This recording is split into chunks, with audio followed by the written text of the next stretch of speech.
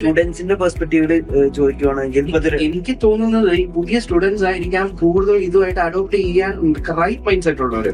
കഴിഞ്ഞ ദിവസം ആരോട് സംസാരിക്കാൻ പറഞ്ഞു, ആ പുള്ളിക്കാരന്റെ മകൻ ഗൂഗിൾ ഉപയോഗിക്കില്ല, ChatGPT ചോദിക്കുള്ളൂ. എനിക്കൊന്ന് കാൽക്കുലേറ്റർ വന്നപ്പോ മാനുവലി കാൽക്കുലേറ്റ് ചെയ്തോണ്ടിരുന്നു, മാറി കാൽക്കുലേറ്റർ വലിച്ചാൽ എന്ത് സംഭവിക്കാന്ന് ചോദിച്ചാൽ ടെക്നോളജി ഇന്ന് ഉപയോഗിക്കുന്നതിന്റെ 100 ടൈംസിലേക്ക് ആൾക്കാർ ഉപയോഗിക്കാൻ തുടങ്ങും. ഇപ്പൊ എന്റെ പപ്പായൊന്നും ഒരിക്കലും വാട്സപ്പ് യൂസ് ചെയ്യും, ഫേസ്ബുക്ക് യൂസ് ചെയ്യുമെന്ന് ഞാൻ ഒരു 10 വർഷം മുമ്പ് കമ്പനി തുടങ്ങിയ സമയത്ത് ആലോചിച്ചിട്ടില്ല.